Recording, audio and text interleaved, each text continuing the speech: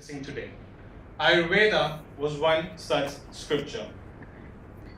Over here, you can see how traditionally Ayurveda was practiced. On the right, or on your left, is traditional Vedas practicing on a patient. That on the right is a modern aspect or a modern version of the same practices.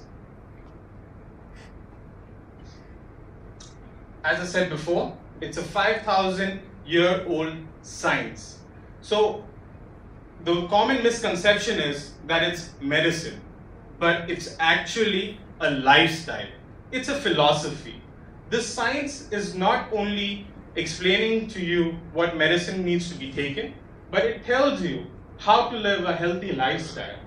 So it will touch a little bit about diet, it will talk a little bit about exercise, as well as medicine.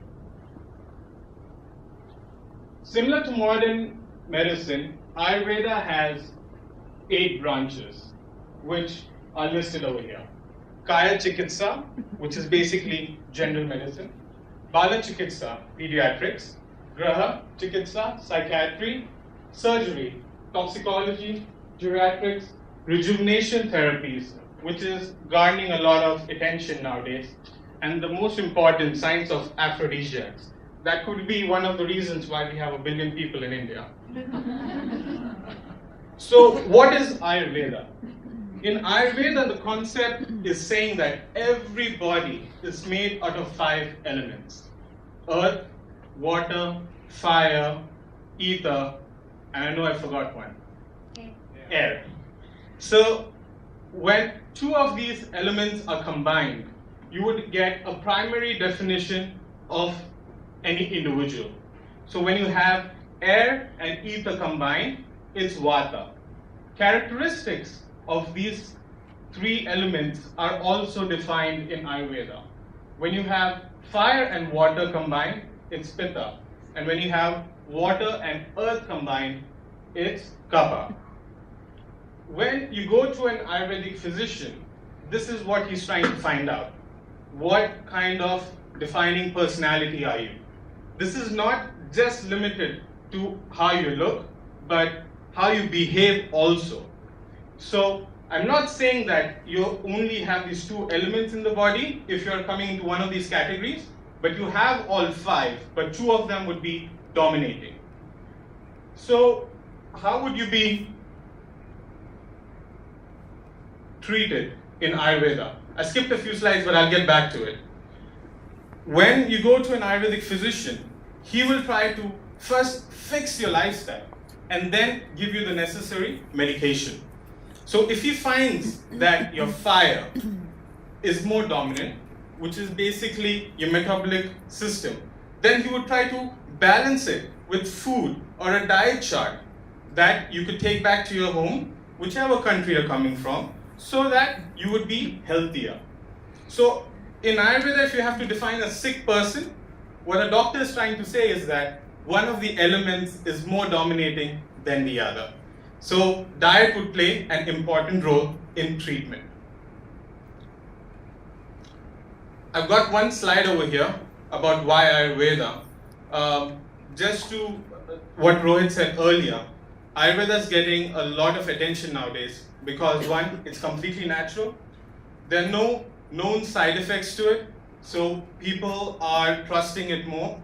Western medicine has proven over and over again to have a lot of side effects, so people are trying to get natural remedies nowadays. One thing which is most important is that it's written in the scripts that there is a treatment for every ailment. We just have to find the necessary herb or mineral in the universe or on earth to figure out what combination of that herb or mineral will give you the necessary treatment. In terms of spas, which Rohit also mentioned earlier that we were trying to do, we are propagating Ayurvedic treatments. So first, when you go to an Ayurvedic doctor, he's going to prescribe you a lifestyle, something that would correct your system. The second thing that he's going to do is prescribe you a bunch of therapies. This is what you would call similar to massage techniques, but it's not the same. The first picture on the left is what we call the king of Ayurvedic therapies. Anybody who has ever experienced Ayurveda would have at least tried one of these. It's called Shirodhara. In this therapy, warm medicated oil is poured onto the forehead. This is a therapy that also has a lot of science in it. If you're a patient of hypertension, high blood pressure, to give, and if you're a science student, I'll just explain it in terms of energy. The potential energy that is in the oil in the pot, when poured onto the forehead, connects with the kinetic energy in your system, trying to slow it down. So there is an energy transfer process, and this would try to reduce your blood pressure. So scientifically, that's what it's trying to do. In this process, you can use medicated oil, but depending on your type of structure, the doctor may even use medicated water, medicated buttermilk. So it's important for you or for the doctor to know what kind of personality you are. The second treatment that is shown over here is called Abhyanga, which is the most common oilation therapy. In Ayurveda, it is recommended that you get one of these every month. This would take care of any kind of skin ailments, moisture level within your skin, and all kind of topical disorders. Udvartanam. This is getting a lot of attention nowadays because it's for obesity. So it's basically medicated powder which is applied all over the body and massaged in an opposite direction of blood flow. This would break down cellulite, and the fat content in your body is basically excreted out. The second therapy over here is Navratri. This is what the ancient Vedas would call cosmetic science. It's for your skin. It's a beautification process. It's like Cleopatra's bath. It's milk with medicated rice and bundled up, as you can see in the picture over there, and massaged for 60 minutes. This would bring luster to the skin, and for skinnier people, it's a good process to gain weight, if anybody's looking for that nowadays. So a combination of these therapies is packaged, and here are a few packages that are provided through various Ayurvedic centers. The first one, which people are chasing nowadays, is obesity. So it's a weight loss treatment. So the top picture and the bottom picture is the same lady, right? It's this lady lost 84 kgs over a period of 4 months, completely naturally. She was 6'4" and a model. So this is one of our biggest case studies. And due to mental trauma, she took comfort in food and gained a lot of weight. So she gave us 4 months of her life, and we transformed her, basically. The second therapy is also quite crucial. It's basically pain management. With the corporate lifestyle and the life we're living today, spondylitis, arthritis is creeping up. If you're 50s or post that, you have some ache and pain. So if you can get one of these oilation therapies, it's definitely going to reduce any kind of problems. Vigor and vitality, stress and strain. I don't need to stress much about it, but you know, everybody's living a stressful life, so it's always recommended, get one of these treatments, it will help you out. Ayurveda, in my opinion, is one of the best therapies because as lazy people, you can't ask for more. You're lying on a bed, a wooden plank, 2 people are massaging you at the same time, and your target is achieved.